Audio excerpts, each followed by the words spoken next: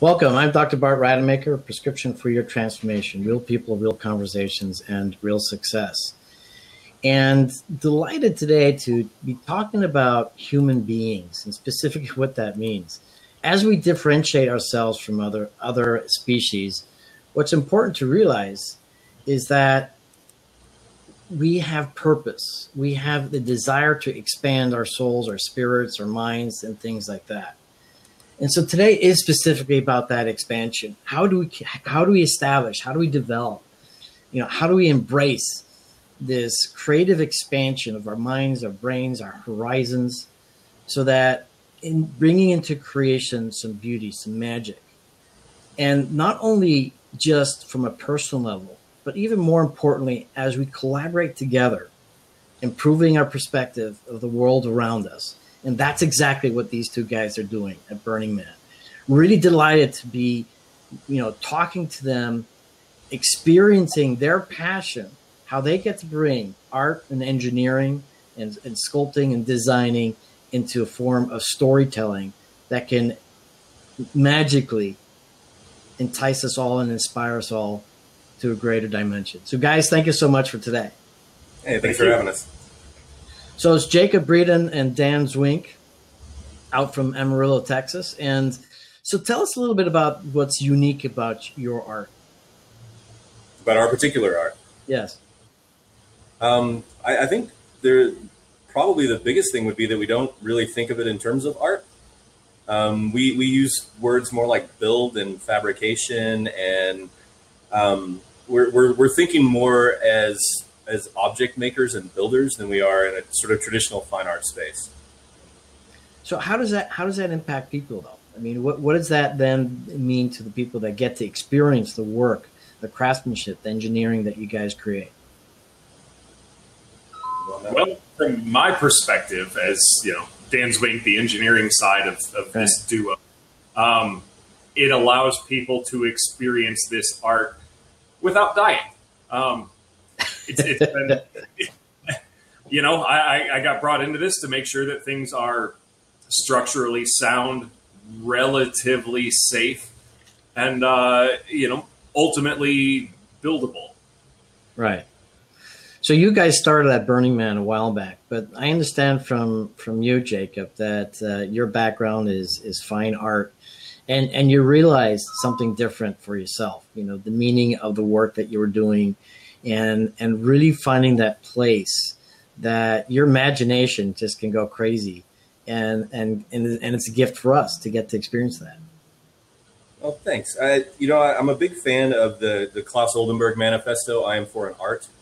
And one of the first lines in that is, I am for an art that does more than just sit on its ass in a museum.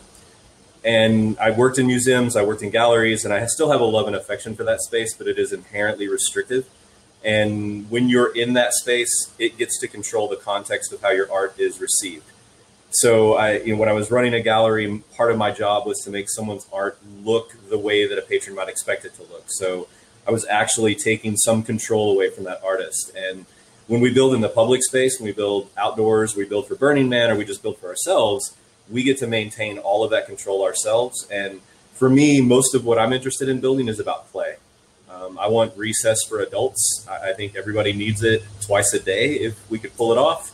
Right. So what we're always looking to do is, how can we engage you in your normal daily existence? How can we open your mind to an opportunity that you wouldn't have seen before? And I like when we remove ourselves from that sort of white-walled, white pedestaled set of boundaries, we get an opportunity to explore things that would not function in that space. And with the exception of people like Meow Wolf, who are now, bringing it into a new realm, there just hasn't been much of what Burning Man allows us to do that existed inside the museum or gallery world. Right. When you think about it, and I come from the space of personal development and transformation, and being a surgeon as well as a coach, appreciating, our own youth within us, our own child's experience, where pretty much there aren't any rules. The only rule is, limitation of your own imagination. And that's such a magical experience for all of us. Some people are blessed with great times, some unfortunately not. That's not the point. The point is that as a child, you get to dream and you get to create things in your own head. And it's almost like when we go to school and we grow up, we're all put in a structured box where this is the way you have to think, and you have to think within this box. And I can only imagine that a lot of the art that we get exposed to in museums and things like that is also from that format. Some people are deciding what's great art and what isn't. And you have pieces that go for millions of dollars just because someone said, this is the best. Well, the truth is, and for us, that'd be great. Say wants to say that in our work, that'd be fantastic. well, that will happen, I'm sure. I mean, I've been talking to you guys for the last hour, and you guys are brilliant and so talented. And the fun part, what I see that Burning Man delivers, is that space, that openness to let your mind go wild and create the most magical and crazy and awesome things that are fun, but more important that you get to participate in. So, what's been your experience at Burning Man as far as what you guys have been able to do and what you're looking forward to do? For me, it's Burning Man is the first place that I ever felt like what I wasn't so abnormal. The sort of the passion that I have for building and play and exploration and that sort of tie-in that comes with those ideas and an intellectual approach to them. And where we've always been, and at least the places that I've traveled, you don't really get to have fun as a grown-up. It's not something that people allow. And the first time I showed up at Burning Man and realized that it's just a big, giant playground for adults. And adults that are interested in the act of creating something new, something different. And that's part of why I fell in love with it. And you get to be whatever you want to be in that space, much like you were when you were a kid on a playground. And Burning Man, sometimes a pirate ship really is a pirate ship. And that's awesome that I can wave at it and it'll stop and let me on. And I can go be a pirate for an hour. There's something about that space to me that just creates that freedom that we lack. And for anybody who's listening in, is in talking about that experience, not only are you encouraged to have that participation, I wave at the pirate ship, it's going to stop. There are people that are just sitting there, and somebody's going to walk over if you're just sitting there and grab you by the hand and say, no, listen, this is awesome. You should get on this and see what I just saw. And so you really, yes, it's about radical inclusion, but even if you don't choose to include yourself, you're going to be dragged along for the ride. It's just fabulous. Yeah, and for those who are listening in and are not familiar with Burning Man, and it took me 7 years to get there, and I'm all about growth and expansion and creativity and thinking out of the box and problem solving and stuff like that. And what I found so magical is what you just said. It's radical inclusion. There's no judgment. I mean, it's radical self-expression. It's just being able to be absolutely you and having that freedom, completely. And that's what makes it so much fun. But one thing that I really appreciated what you guys were saying earlier on is that, when you're creating these cool objects, when you're building them, things don't always work out the way that you expect them to. So Captain. So share a little bit of your story or your insight on that and what it means for you personally. For me, it's, and I think this may be a little different for Dan, but I won't speak on his behalf, but my thought about art making has always been that the better ideas come from accidental moments. Trying to solve a problem in some sort of way leads you down a path that you never expected to see. So you have to taper your expectations when you start to pursue a series or a body of work. And so these sort of happy accidents and sort of studio explorations have been a place that I always operated from. And I really embrace that. And when you're trying to build something big and on budget and you have to maintain a certain amount of integrity, that means there's a lot of times where I have to shut up. It's not okay that something falls apart and fails, at least not when it's done. So for me, it's I have to taper that part of my personality a little bit and let that freewheeling, it's just another mistake. It can't really be that way when you've got all these materials and things. And that's part of what makes the partnership that I have with Dan so awesome, is there is somebody checking me all along the way to tell me that I'm pushing something out of a boundary that it shouldn't be pushed outside of. Well, Dan is the logical one. You're the engineer, right? You're going to talk to an awful lot of people that know me, and I don't think anybody's going to refer to me as the logical one. My degree is, formal and logical. It's ones and zeros and lots of math and equations. But Right. yeah, I would love to meet the person that calls me the logical one. But let me just add on a little bit to what Jacob was saying there, because he refers to this buildup as there's those happy accidents, those things that I didn't work out and netted something better. But then there was also some of the not so happy accidents. The first project that we collaborated on for Burning Man 2016 was then it was a 30-foot tail for an eholote, a big salamander bus. Right. And what we tried to do was to create something very big and very light and very easy to erect out on playa, and take this approach to accidents. And when we first put it together and tried to stand it up for the first time, it folded over backwards. It caved in the backside of my truck. It blew out glass. Everybody was diving out of harm's way. Everybody did get out of the way, but there are also the not happy accidents that come along with trying to create something new, exciting, different, outside of our comfort zone. And we take great strides to make sure that nobody gets hurt, but sometimes people get really close to that. So that's that reference you made for not killing anybody or nobody dying, right? Yes, we make sure those mistakes happen in our particular studio space. That way, they don't happen on playa. Right.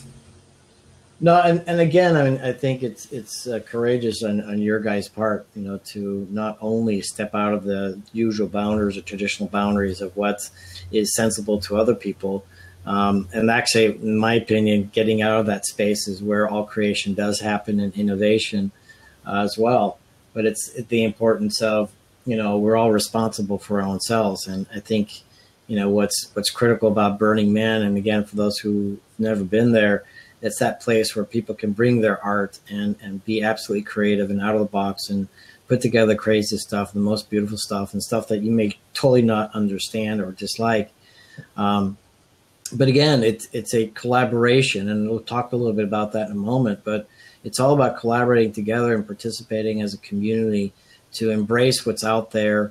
And like you said, that radical inclusion, and it's your own responsibility to be safe as well. But here we have your ajolote, which is the Mexican term for a salamander. And I guess what was important, what you guys were sharing earlier, is the meaning behind this project. And I'd like you guys to share with me, what the meaning is behind this particular project. So the ajolote is actually a small walking salamander that is a significant portion of the Mexico ecosystem around areas like Mexico City. And it's in danger, it's at risk. We have something actually somewhat similar here, the horned lizard, which is indicative of damage to our ecosystem. We're one of the only places where it exists. And when damage is done to the ecosystem, it's one of the first things that's the canary in the coal mine, so to speak. Right. And so the architect and designer who conceptualized this piece were both working and active in Mexico City at the time. And so there is a environmental issue that is attached to the design and concept of this particular, walking salamander. And we wanted to do something sort of big and bold that would draw attention not only to the art car, but then allow us to have conversations about the plight of the environment through the vehicle of art. So what I like about what you guys are doing is, you're not just doing art for the sake of art, but you're really doing several other things. And that's bringing a community together to collaborate, to build something, that people can be very excited and passionate about, but also with a message and a meaning towards, all of humanity, to save this planet, to save this world, to find ways for us to work together in peace and harmony, but in a very constructive and sensible way. And so, how does this collaboration work? And what are some of the things that from your perspective, you guys are needing, or artists are needing, for that collaboration to be successful? Well, I mean, a lot of it starts in house for us. We both Dan and I, at least here, have always actively worked to create environments that were similar to Burning Man in how they function in a basis of principles. So we create safe spaces for people who want to participate in fun and interesting things that we come up with. Whether it's building something interesting, or we have a group that we race little RC cars on a big dirt track on a Thursday night.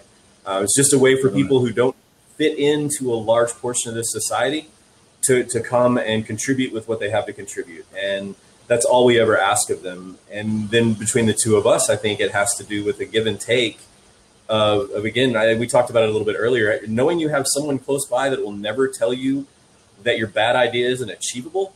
Right. Is something that allows for that collaboration to expand. And, once you get beyond that, everybody brings something to a collaboration, whether that be insight, ideas, skill set, or people who support the projects and support them financially. There's an opportunity there for that collaboration to expand beyond. So we're trying to start a conversation. We're not just building an object. We're trying to start a conversation that we want to engage you in. We want to invite you to be a part of, and we want to use these objects as a way to meet you. And so if we have a giant fire-breathing salamander, we're probably going to get your attention. And once we have that, what we do with it after, I think, is the next level of that collaboration. Yeah, and what's neat about that too is you're giving people the opportunity to be part of something that they otherwise could not be part of. And whether it's, actually, on the ground, helping, supporting, building, but also from a financial perspective. And what I love about Burning Man too is that, there is no marketing. There's no outside resources for funding, for marketing purposes or anything like that. So this is all built by the energy and the desire of a community. And so one thing I'd like to do right now is do a shout out to anybody is, look at these projects and look at what they're doing and find ways to give your support. Each of these artists, they have their own hatch fund or crowdfunding sources. And if not, just reach out to them and see how you can support them, because all this costs money. This is done mainly out of their own pockets. And for us to really, get to enjoy, the magic that these guys create, then in my perspective, my opinion is we've got to help you guys do that. And so anybody listening in, reach out and support and whatever. I'd like to jump over to the digital Delang. I know you guys are all about storytelling. You guys are all about creating something so that we can get the story. So share a little bit about the digital Delang, and after that, I'd like to go back to more of your art pieces that you guys have created. So the project that we're currently working on for Burning Man 2018 was founded and is being headed by Ollie, who was introduced to me as Ollie from Bali. Ollie was very actively involved in one of the projects that was out there in 2017, and watching his hard work and dedication on that one, when he reached out with this idea, it was a really easy yes. Mm-hmm. Because it was him spearheading it, and also because of the importance of its purveyance of the Indonesian culture, this storytelling, this shadow puppet stage. The concept itself is meaningful in their culture, and then the technology that they're implementing to do this digitization of the shadow puppetry is just intriguing. It captivates my inner nerd. There was no way for us to not say yes and get involved and pour the next 3 months of our lives into supporting this project and helping to make it a reality.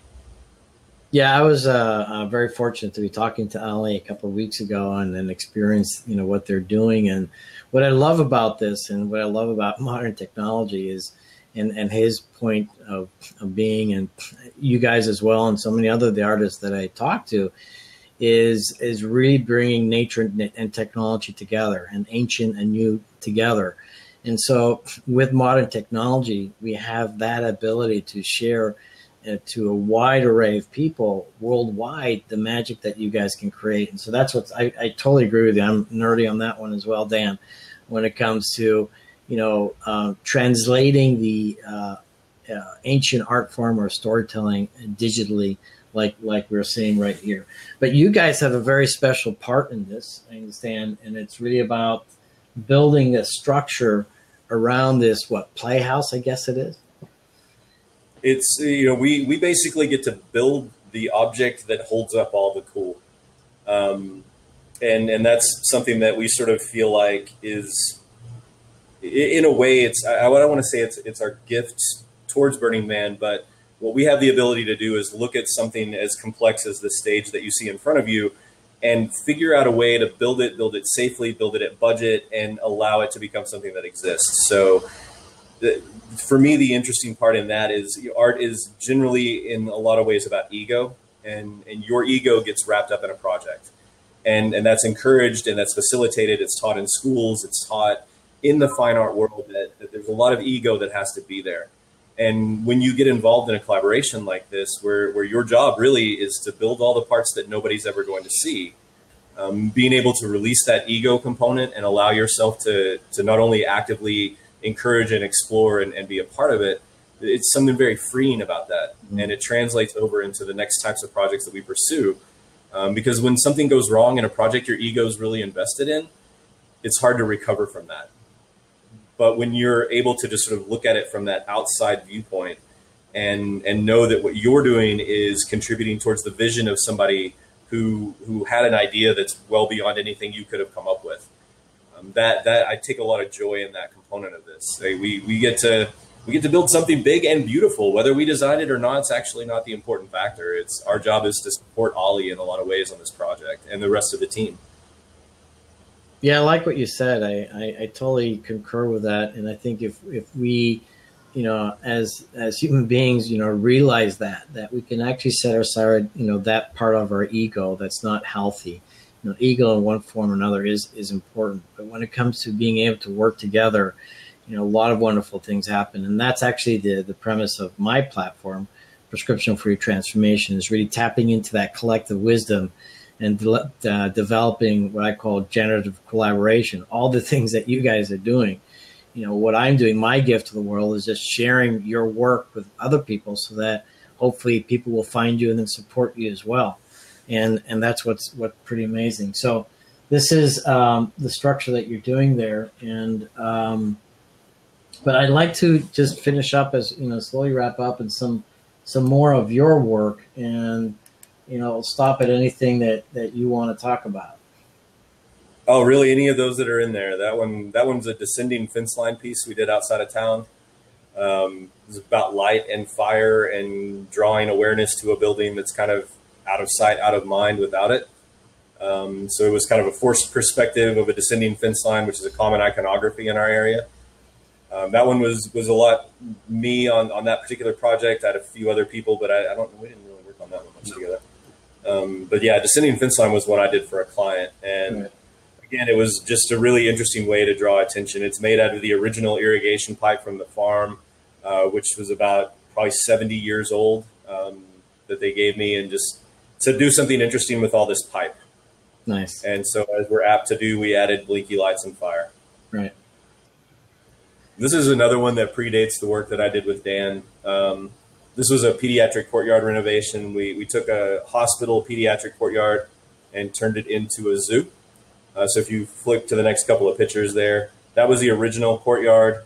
We filled it with whimsical animals, with shade structure, with, again, a lot of things that at the time I didn't realize were going to become pretty useful in my experience at Burning Man. Right. And so we created for kids to enjoy art. Yeah. What's nice, and I've already looked at some of your art, it's all of it's very intriguing. You're very much captivated, and to understand also the playfulness that you're developing, and really kind of out of the box work. Hold on a second. So let's stop here for a second. So here's some more work that you have. Yeah, this is sort of back from my more traditional fine art days. Playing with light, playing with color, reactions to metal, We do a lot of exploration, and my version of that exploration tends to be things that stand on a pedestal, stand outside, or hang on a wall. But if you look down a little bit further, you'll see a lot of what Dan's explorations look like. And I'll let him talk a bit about that particular vehicle. Yeah, and so my passion, obviously, a lot of it is on the mechanical side. I'd like to build vehicles in all shapes and sizes, which you'll see in the next couple of pictures. This particular one was a project that had just stemmed from, I had a pile of spare parts, and I thought there was enough parts to build a truck. This one that you're looking at now was abandoned in a storage building that was repossessed, and I got it because nobody else wanted it, and it turned out to be an ultra rare, highly sought after version of this old station wagon that I was lucky enough to acquire and bring back to life, and own for 8 months before the next lucky owner got to start road tripping in it. Now, is this the predecessor of the Grand Wagoneer? So this is actually an international travelall. Okay. So this was the 2-door travelall. This had the biggest, dumbest tractor engine that they ever put in the thing. It got just under 4 miles to the gallon. It had 2 20-gallon tanks, and I'd have to fill them up twice a week just to run back and forth to work, and I live 10 miles away. That's insane. Yeah, it reminds me a little bit of my own first car that I got, which is, I love Jeeps. And my first Jeep was the Grand Wagoneer. Was it so that was a wood grain Wagoneer then, right? Mm-hmm. Your first? It's beautiful. Love it. This one right here is actually to shed a little light on what can be my work day. This was actually going out and visiting a customer. We had done a wireless video surveillance system on their 60,000 acre ranch up north in the Panhandle, and when they had some problems that needed investigating, I was lucky enough to have just finished this, which is my first custom chopper motorcycle build. And I got to enjoy about 200 miles of saddle time and call it a work day. Nice. Love it. Some days are better. This is one of my favorites. So this is outside of the building that we're in right now. Yeah, this is the dumpster out in front of our office. But long story short, this is a 5-year culmination of all of my talents as an automotive fabricator. I built the tube chassis frame, engineered the suspension, built the engine. The body was given to me by a cousin, by a family member that just, for emotional reasons, needed to see something done with it. And so this here is Hephaestus. This is a 48 Willys rock crawling buggy that, after that scene where you see it driving on the dumpster, you also see the billboard behind it. It was actually able to drive up the billboard. Is that right? Yeah. So we have some fun with her. And if you look at the next image, this is how, if you want to find us at Burning Man, go back one more. There you go. Yeah. Look for this particular iconographic truck. Yeah. Stinky Pete will get hooked up to the 30-foot trailer that will haul out the 30-foot Indonesian puppet stage from Amarillo, Texas, the 1,400 miles out to Black Rock City. Wow. Yeah, we've been out there a few times now. Yeah, it's quite the experience just driving out there. So, like to look at. Go ahead. It has its moments. Now, a lot of what you're looking at now are commercial jobs. This is in a lot of ways how we fund the other work that I do, at least, is building things like conference tables. Again, the skill set for the work that we do is applicable across a lot of different dimensions. And so if somebody would like a, old-fashioned reclaimed wood and steel conference table and they approach me to build it, I'm happy to build it. It helps to fund the next project. So it's got functionality. I get to work with them on design. It's just a good way, similar with what Dan does with vehicles, for me to monetize the skill set that I have. Right. And that allows me to fund the next series of projects that I want. So these are all conference tables I built for a bank. And you know what it is that, lights are always there. Too often, too many businesses are just too sterile. And that's the one thing that that I appreciate about what you do, Jacob, is you bring the fun into what you said, hotels and restaurants and offices.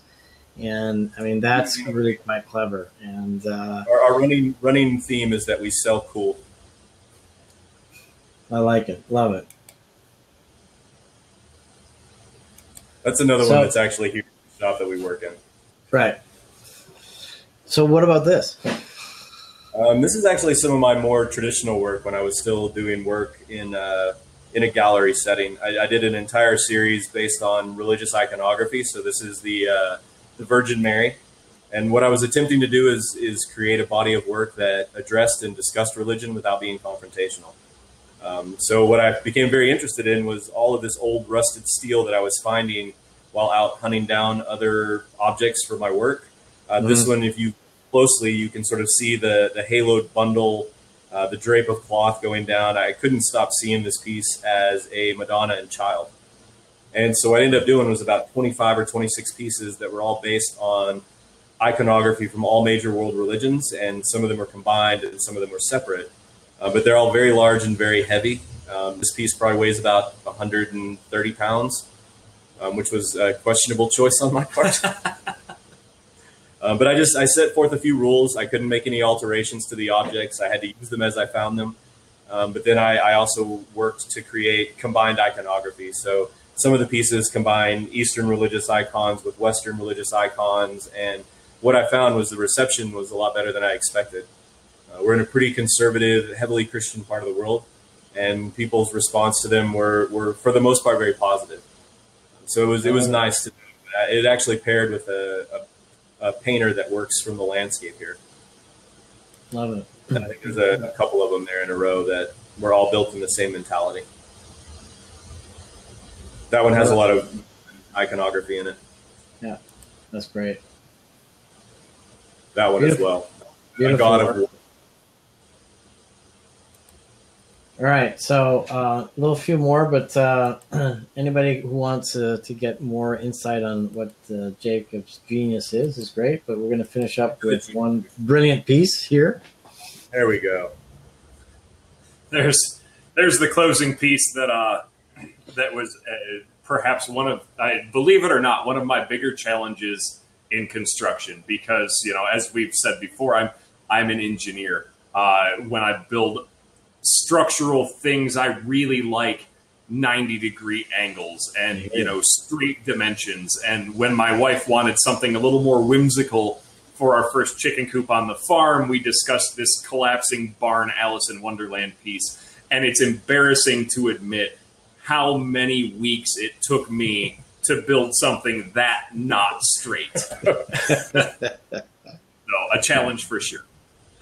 I get it. I hear you.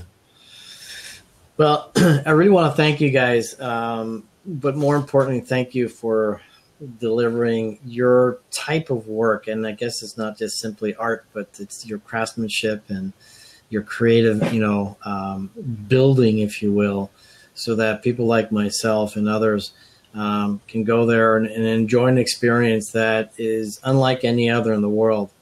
And that's the beauty of humanity, is to be able to expand our minds, see things that other people can't see, so that we can gift them with new insights and new opportunities for them. And, one thing that I treasure about creative people is that it gives me the opportunity to see things so differently, and therefore, improve my life. And that's exactly what you guys do.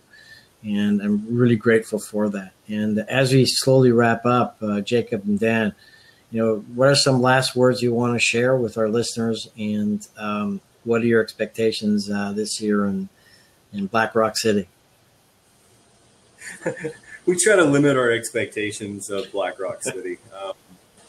The more you plan for your experience at Burning Man, the more Burning Man is going to show you exactly how much your planning was worth it.